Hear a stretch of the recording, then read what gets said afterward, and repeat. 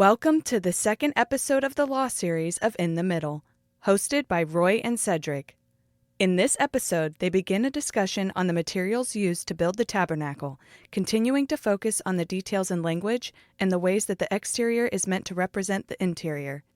If you'd like to read along, reference passages are in the show notes, and we hope you enjoy this episode of In the Middle.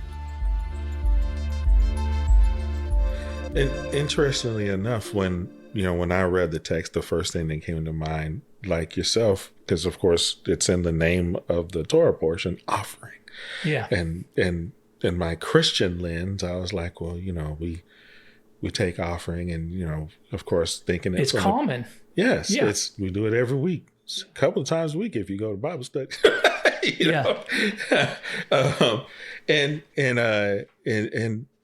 And then I often was thinking of, well, even that is controversial. There are some within the Christian, particularly those that are deconstructing their faith at the moment, and they argue, well, that wasn't ever supposed to be about money and yada yada. I'm like, well, here you go. First thing you ask for is silver and gold, so throw that out the window. Yeah. Yeah. And then the next thing, of course, is, well, what is it for? What's the purpose of this offering? And of course, what it was designed to do, out of this, we're going to be building the sanctuary of God. We're going to be creating the pillars and creating the curtains of the tabernacle and creating the table and it's covering the gold overlay and inlay that would actually be, put inside of the Ark of the Covenant and the Holies of Holies and the plates and the bowls and the candlelight, all of those things that are supposed to be a part of this design that God has given Moses in a revelation are created here. In addition to that, the garments that the priests will wear. So there's a purpose for this offering. It's not just any old offering, and it's not just random in its application. Of course, that led me to the next thing. How many times did God ask the people for an offering when it was ever just random? Right. Never. Right. All of them had a purpose. Yeah. Every last sacrifice, every last offering, all of them had a purpose and an intent. And when viewed from that perspective, the commonality with which we attribute and behave and interact with offerings in our Christian proceedings is almost disrespectful. Yeah. Because if we don't treat it with the reverence that it's due, at its lowest level of purpose, when we're talking about a grain offering that's supposed to be just restoring relationship between two people, that's the least expensive offering that could be given. It is still maintaining the sanctity of community. Yeah. We should be far more reverential with how we view and do offering, both as an institution of Christianity, the church, and as believers. Yeah. And that was what I came away with as I was reading. When we were just talking about, in the Holies of Holies, there's this beautiful container, and it's got angels on the top of it, and their wings are spread upwards, and they're bent over, and the voice of God comes from above them. And when I was reading, they made this out of wood. Then they inlaid gold inside of it. Who gonna see that? Right. Acacia wood, or shittim in the Hebrew. Right. Yeah. And then put gold on the outside of it. And what that spoke to me was like worship. Yeah. This is because God wants it for no other reason. Yeah. That, when we were talking, you were describing that to me. It was like, why, the questions are, why did he want it that way? But he wanted it that way. That much we understood. If we didn't understand no other reason, because he wants it. Yeah. And it's in that, and giving him what he wants is worship. So at the end of the day, for me and my simplified thought process, it's literally worship and the symbolism of having gold on the inside of the Ark of the Covenant is that the worship shouldn't just be an outward showing, Right. but an right. inward. Because now we are the tabernacle. Well, the further right? inward we go, the more gold there is involved. Exactly. I mean, if you think about just the lid on the ark is incredible. And I don't have the numbers in my head, but last night I kind of went through, I'm like, wait a minute, this is a lot of gold. This is a lot of gold in there. But it also speaks to the higher it goes up in value, the more in the hidden parts of the tabernacle that it is. As you work your way out, even the fact, oh my gosh, the ram skins. The ram skins is covering some serious embroidery on top of the tabernacle. Yes. Lion on one side, eagle on the other side, or cherubim is what it says in here. Tradition says that depending on the side of that fabric you were looking at, you got a different image. And then you're covering that with what? There's another sheet that covers up, like you can see on the drawings I looked at, which is tradition, but you can see a little bit at the bottom, you can kind of see it leak. But the more valuable, the more precious, the more creative by the artisans that made it, the more buried down it is. I don't want to say obscurity, but hidden. Yes. It's covered. So yeah, it absolutely talks about, if we're to, because the rabbis would say that this is both a prototype of life, a prototype of the universe, a prototype of the person. So if we can say that our heart is the holy of holy, then we know what has to be the most pure. We know what should be given the most amount of time to making it right and the most valuable. Because we've got silver for the common areas that you can readily see, and then you've got skins covering that. And of course, the very outer skin is still beautiful, that tachash skin. Right. But underneath that, it's like a protective lining, to cover all these amazing things up. And it's like, what is the point if you're just going to cover it? Why all this embroidery on the outside of the tabernacle if you're just going to cover it with a linen sheet, basically? But But it speaks of modesty too.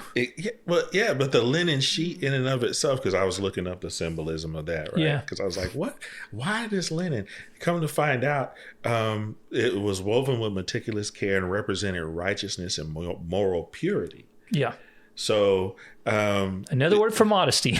Exactly, in that humility and everything. Yes. So on the inside, where the human eye sees it, is this symbol for purity and righteousness that's supposed to be our effort. Yeah. Then behind that is this red skin that has been embroidered and dyed red. And I think they used like bloods from insects or whatever. So that meant that there was a lot of work that went to producing this dye, a lot of work that went into producing the dye. And then it's embroidered with these beautiful, beautiful artwork. And then outside of that, there's an animal that only existed for the purpose of creating the tabernacle, because that's how God do. Yeah. And it was, and described as iridescent, like, oh my God. So all of these layers of amazing beauty, but the thing that represented our work was the thing we saw when we entered into this place. Everything else was because God wanted it, because he knew it and he understood it. It was his vision. And it's like, our work, then worship, then his provision, this material he provides that that doesn't exist anywhere else, and that those animals could no more be found after that was created. Like all of this is so God. It's like, wow. So what do you remember? Because that one covering or skin you're talking about is the tachash. What do you remember? The lore on this? That specifically, it only existed for the purpose of creating that tabernacle covering. Yeah. That was it. They took the animals, they made them, and then there was nothing. It's the one skin on the tabernacle that you don't have to augment. So traditionally, and I'm reading Rashi here, tachash is a type of animal that it existed only at that time. So the tradition is there wasn't a bunch of these tachashim running around, but whenever they needed one for the tabernacle, one would show up. Nobody truly knows what this animal is. Right. Nobody knows. Onkelos I'm not even going to try to read that one, but it's an animal that rejoices and take pride in its colors. What does that mean? Think of a peacock. Right. You know, when the male bird, the ones that have the colorful plume or whatever, they start strutting, that it would be that kind of thing. But these stripes, which also reminds me of the striped robe of Joseph as well, you know, that he was given this incredible multicolored robe. It's reminiscent of that, but the fact that it has all these colors, so they didn't have to necessarily dye it or do this to it or tan it or to make it ready. It was ready already straight off of the animal so that it comes beautiful enough. I've read so much about tachash that it doesn't even matter anymore, because one of them is a unicorn of the sea. Right. One's a unicorn of the sea. But I remember years ago reading, basically there's one obscure teaching, a little obscure, that it's not so much that the animal was so ambiguous that it didn't exist except for that one time a year, but that it wasn't kosher the rest of the time.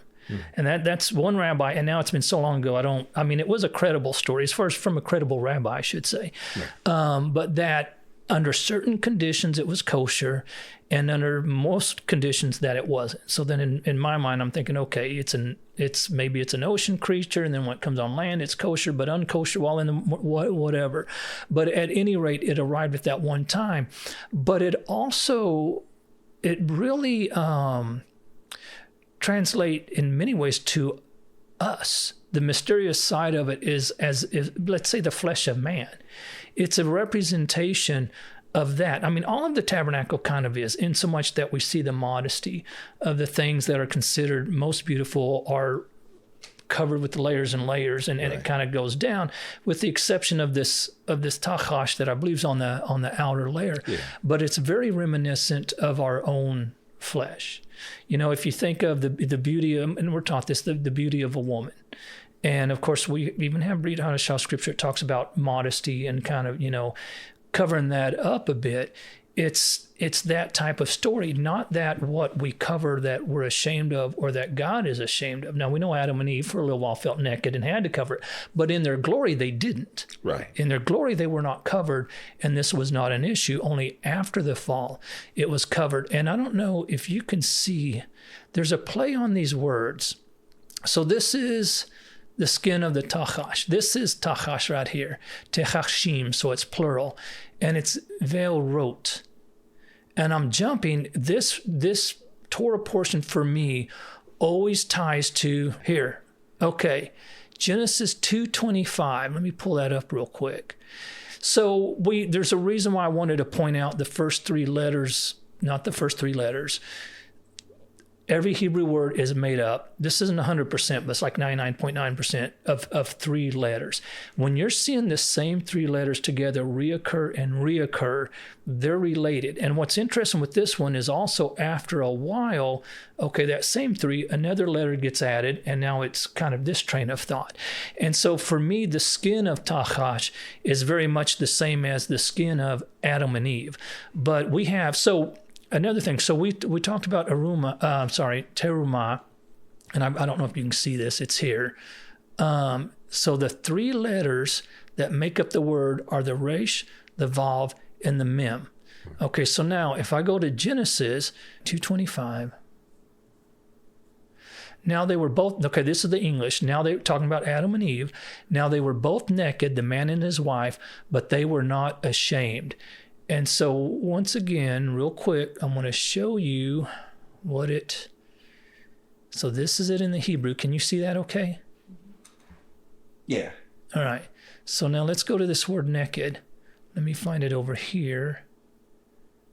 Right here. So the three letters make up the room of Terumah, the resh, the vav, the mem, the resh, the vav, the mem. This is the same word. Rumim. Rumim is plural, so im is plural. It's room. So that room is to rise, to be lifted up, but also can be deception. Or what was the other one I had? To be deceived.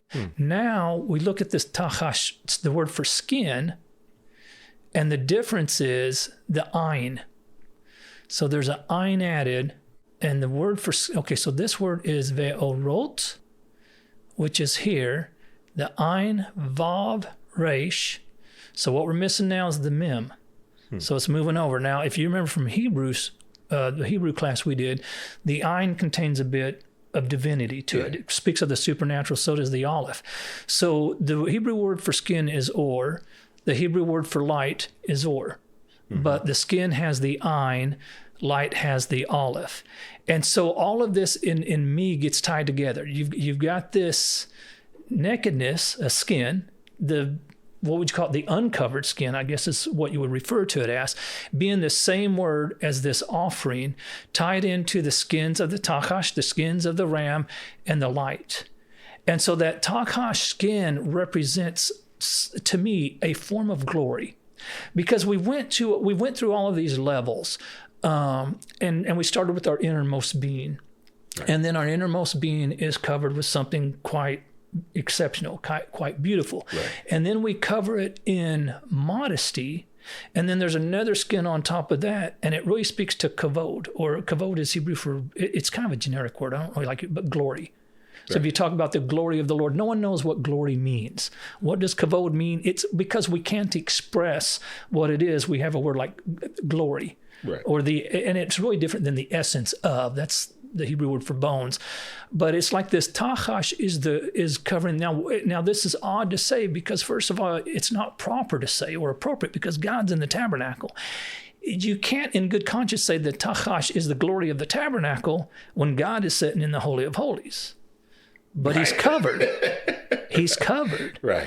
And so what is within us, assuming that our innermost being has that Holy of Holies where the presence of the Almighty lives, and then we're covered with quite nice things, but then covered that with modesty, and then there's a glory that goes on out of us. So in some weird way, this skin on the outside is a direct representation of what's going on the inside. And the funny thing is I've been married for... she's 32 years. And every now and again, I like to check in with my wife and make sure she's like, you ain't going to leave me or, we're good. All right. But the funny thing is, the reason being is as I get to know her more and more, you begin to see when you look at let me back up here. When we first got married, we didn't do so well. First 10 years, we didn't do so well. Now, we're both trying to walk with the Lord, but we're not doing well with one another. And so one of the things I remember praying was, help me to see her the way you see her. Because once we got married, there's a battle of wills, and she has a very strong personality. And I'm one of those guys that don't like to be handled, And so it was a battle of the wills, but whenever I asked the Lord to show me her the way he saw her, then life changed. And so the beauty of that, which is my wife, has very little to do with how her hair is done, how she did her makeup, how much she weighs, or I guess I'm not even supposed to say that, but, or any of those things. It's when you can see the innermost being of someone and you understand their true nature. Right. So my eyes at 30 years of marriage doesn't really know the difference anymore between the inner person and the outer person because it's a package deal. So I remember one time when I was telling her, oh, you're so beautiful. She's like, I'm not all that. I'm like, well, to me you are. The way I see you, you're all that and a little bit extra, Right. So it's this tying of light, skin, all of these layers, but in a way that's proper. And so when we read through all these rules of the way it's got to be done, that's where the debate takes place. That's where the debate between Jew and or Messianic Jew and Christian takes place.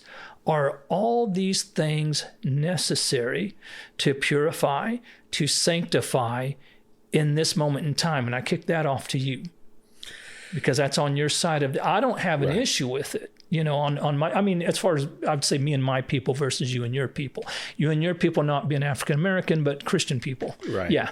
So from the perspective of a Christian, and then my study of all those materials and their location within the tabernacle, to me, the tabernacle, after studying this a lot more in depth than I have previously studied it, quite honestly, because I've previously looked at the material. And because I'm wired the way I'm wired, I'm a very my imagination is very visual. Yeah. And so when I read, I'm picturing everything in my mind, and it's beautiful and it's amazing and it's wonderful and all these things, and it's easy for me to get distracted there. Oh yeah, absolutely. Because it's so, you get lost in it quick. It's so much going on, but it's it's almost like a spiritual architecture. Yes. Okay, so that's exactly what it is. That's the best way to say that too. That's how I see it now after this study. Before it was just like, this is beautiful, this is wonderful. It represents the work of redemption, and represents Christ. He's in so many layers of this. He's so wonderful, and it's beautiful, and it's the glory of God. It's all, and not that it isn't those things, but when you break things down to where they literally are located in the purpose of them. Why the silver? Why was the silver the foundation, the base of so many elements? And then what did that represent? That redemptive thing. So the foundation, the base of all of these things within the tent was redemption. That's interesting. Yeah. And then the gold, and where the gold's located, and how that is kind of the presence of God or the glory of God manifested. And then, but when we out there doing the transaction between the people and God, it's bronze. Yeah. Interesting. Yeah. What is that, and what does that represent? And so of course that was judgment and purification, which is what was happening in that space. So, everything has a place and the least and value of the three metals. So you could say far more common. Absolutely. Where every man lives, kind of a thing. Exactly. And a more communal material because of that, right? Which, of course, that is the place where we're having relationships. So it makes perfect sense that is what's going on in that space. It's reflective. It's, transactional. It's relational. It's all of that is happening at that place, where we are working out our sin, but it's got to be distant from God, because he don't play with sin like that, and he don't tolerate. No, because we're talking about fire out here. Exactly. I mean, when the tabernacle's inaugurated, it is fire from heaven that quite literally licks up the offering, and we already know two people that got too close to that process and got licked up, right along with it. Exactly. So we know it's like, no, we can't bring the mess in to him. We have to work that out here. Yeah. And once we've worked that out, then our representative brings our things in before God. Yeah. And he is clean. He's flawless, spotless. He's wearing the garb that is made out of that linen that we were talking about earlier. That's the same stuff that the interior of the tabernacle is lined with. He looks like he belongs there. Yeah. Right? The jewels and the and the thummim and the turban and all of the things that he is in, that God has decided is necessary for him to be wearing when he enters into that space, after he is consecrated and cleansed himself properly and gone through the process of preparation to be in there. And then looking at the colors and the blues and the reds and the purples and what they were the represented. Is it three colors? It's three colors, right? Like purple, scarlet, and blue. Yeah. Right. So and what they represented, God's boundless authority and royalty and messianic promise and sacrifice and atonement, and all of these things represented by the colors that God chose. Yeah. Everything purposeful, intentional, and placed meticulously. everything. By the time we get to the, he even is specific about, hey, and this is the oil you're gonna use. Everything is specific and meticulous. So, from my perspective, after studying it and actually slowing down and paying attention and looking at where things are and what the purpose of those things is, absolutely everything is necessary. We hope you enjoyed this episode of In the Middle. Like and subscribe wherever you listen to your podcast to support the show.